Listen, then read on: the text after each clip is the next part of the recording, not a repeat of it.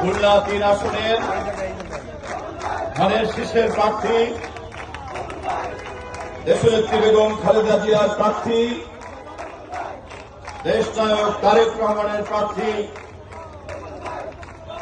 তরুণ উদীয়মান জাতীয় নেতা, বিএনপির কেন্দ্রীয় নেতা, ছাত্র বিষয়ক সম্পাদক রকিবুল ইসলাম বকুলের সমর্থনে আয়োজিত আজকের এই শ্রমিক সমাবেশের সম্মানিত সভাপতি, মঞ্চে উপস্থিত আপনাদের প্রাণপ্রিয় প্রার্থী, আপনাদের প্রাণপ্রিয় নেতা, আমার অত্যন্ত ঘনিষ্ঠ বন্ধু সহকর্মী, ছোট ভাই রকিবুল ইসলাম বকুল, জেলা বিএনপি, মহানগরী বিএনপি এবং এই অঞ্চলের বিএনপির সম্মানিত নেতৃবৃন্দ, সম্মানিত শ্রমিক নেতৃবৃন্দ, সামনে উপস্থিত আমার প্রিয় ভাই এবং বোনেরা, আপনাদের সবাইকে আসসালামু আলাইকুম।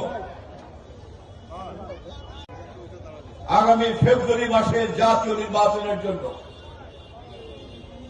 এই নির্বাচন পতিত পরাজিত পলাতক শেখ হাসিনা গত তিনটি জাতীয় নির্বাচনকে যেভাবে কলুষিত করেছে, যে কারণে বাংলাদেশে 35 বছরের নিচের কোন ভোটাররা আজ পর্যন্ত ভোট দিতে পারে নাই, সেই সকল তরুণ ভোটাররা সহ সমস্ত ভোটাররাই একটা অবাধ জাতীয় নির্বাচনের জন্য অপেক্ষা করছে। রাষ্ট্রের মালিক জনগণ, দেশের মালিক জনগণ, লক্ষ শহীদের রক্তের বিনিময়ে এই দেশকে স্বাধীন করেছে বীর মুক্তিযোদ্ধারা শহীদ রাষ্ট্রপতি জিয়াউর রহমানের ডাকে ঝাঁপিয়ে পড়েছিল।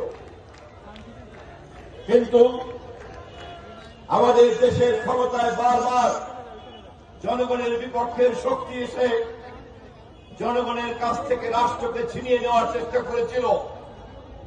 সর্বশেষ গত 17 বছর শেখ হাসিনার মতো একজন স্বৈরাচারিণী ফ্যাসিবাদী শাসনের মাধ্যমে জাতীয় নির্বাচনগুলিকে প্রহসনে পরিণত করে দেশের মালিকানা শেখ হাসিনা এবং তার পরিবারের হাতে কুক্ষিগত করেছিল।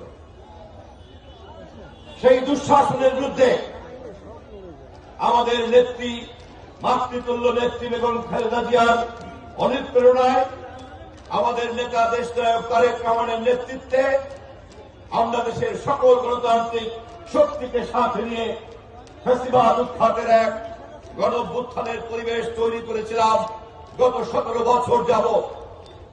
আমরা অত্যন্ত গর্বিত।